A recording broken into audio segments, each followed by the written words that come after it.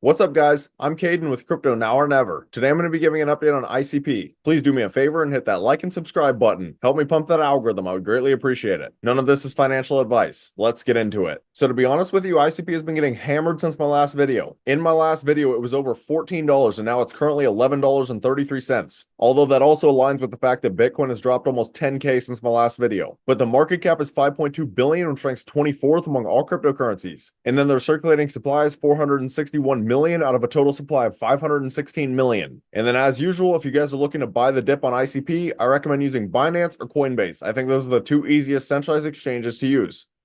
But now we'll go ahead and hop into the ICP news. So this is the Dfinity X account. And instead of just focusing on this dip, I want to show you what Dominic said in this post 2 hours ago. So ICP is unlike any other blockchain, engineered for high throughput, limitless scaling, data hosting, seamless HTTP processing, and robust smart contract capabilities with limitless dApp creation. It's not just a blockchain, it's the world's computer in the making. I think it's impossible to start with a traditional blockchain architecture and just like tweak that and get a world computer blockchain.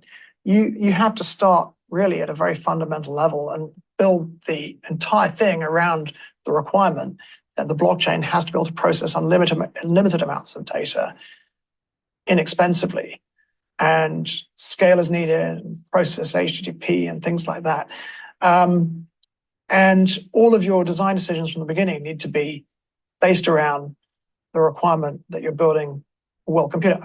And they didn't list this, but remember, everything is on chain, which is another thing that makes ICP extremely unique. And then they posted on March 18th, developers can now integrate OpenAI's DALL-E and GPT-4 AI models directly into dApps on ICP. And obviously this is going to be bullish. As you guys know, AI has been the dominant narrative this bull run. Anything that has been connected to the word AI has been pumping. And then they also replied to this post on February 21st. Building cross-chain Ethereum applications on the internet computer has huge potential. And they said unlock the potential of cross-chain Ethereum apps on ICP. ICP smart contracts can hold ETH natively and interact with the Ethereum blockchain. Now, I'm not going to show you guys this video because it's 6 minutes and 35 seconds, but if it's something you guys are interested in, come over and check it out.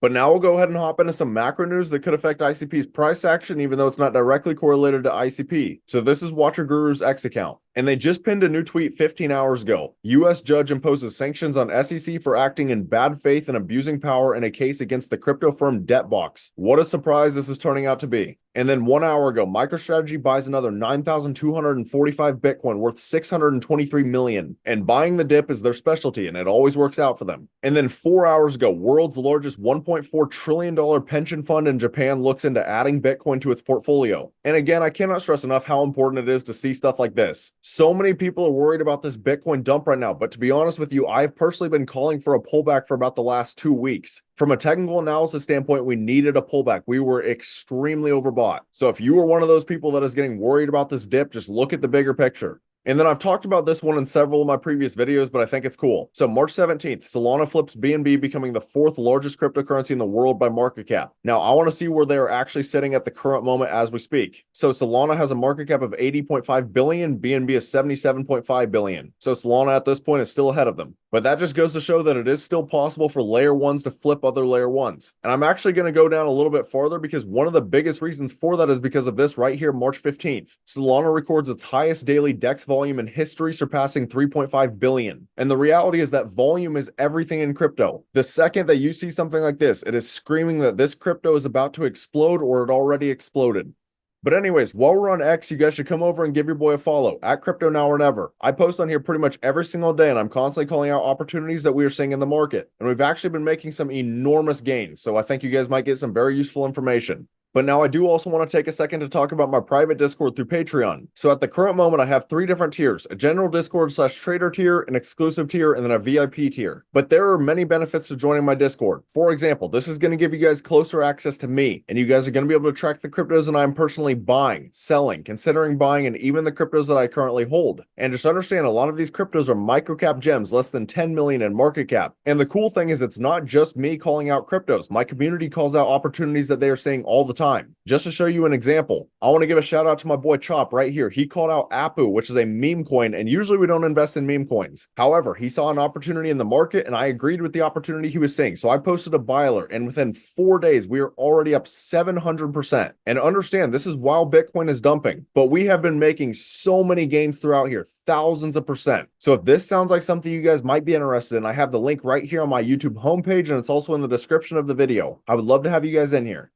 But now for the final part of this video, we'll get into some technical analysis. So this is ICP on the daily time frame. And this is one of those times where TA just straight up did not play out. So in my previous video, I had drawn it in a bull flag, and I talked about how price action was bouncing off of the 21-day moving average as a support level. However, as you can see, Bitcoin started to drop, which also caused ICP to continue dropping. And now at the current moment, we have broken beneath all of the moving averages except the 200-day. That is not a good sign at all. So now, even if we get a recovery, you need to be cautious of a bearish retest. But I will say at the current moment, you could argue that ICP is forming another falling wedge. And falling wedges break up 68% of the time, and this falling wedge in particular has a measure move to about $14.50. And obviously that's not a huge measure move, I understand, but there's still a chance that it could break out. But honestly, at this point, I think it's more important to cover Bitcoin because I think Bitcoin's going to be a lot more correlated to what ICP is going to do. So now if we look at Bitcoin on the daily time frame, the reality is this: we have gone parabolic for so long. So as I said when I was going over the macro news, I have been calling for a drop for about 2 weeks now. And I was saying there's a great chance that we come back down and touch the 21-day moving average. But what I do want to point out is that we did touch the 21-day moving average, but at this point we have now broken beneath it. That is not a good sign at all. And the next major support level is around 59,000, which was this previous wick, and then the 50-day moving average. But if we do break beneath these, we could fall all the way down to 52,000. Now, obviously none of that is guaranteed, but again, it is something that we honestly needed to see happen. I've been showing the weekly time frame in all of my previous videos, and we are still super far away from all of these moving averages. And if you look back in Bitcoin's history, we always come back and retest these levels. So from a technical analysis standpoint, just realize that this was a necessary pullback, especially if we want to have an explosive bull run after the Bitcoin halving. So what I'm doing personally is making sure I'm loading up on the cryptos that I truly believe in this bull run, because there are a lot of amazing opportunities right now. But also, as I say in every single one of my videos, macroeconomics significantly outweigh technical analysis. So just understand, crypto is still an extremely volatile asset class. Anything can happen.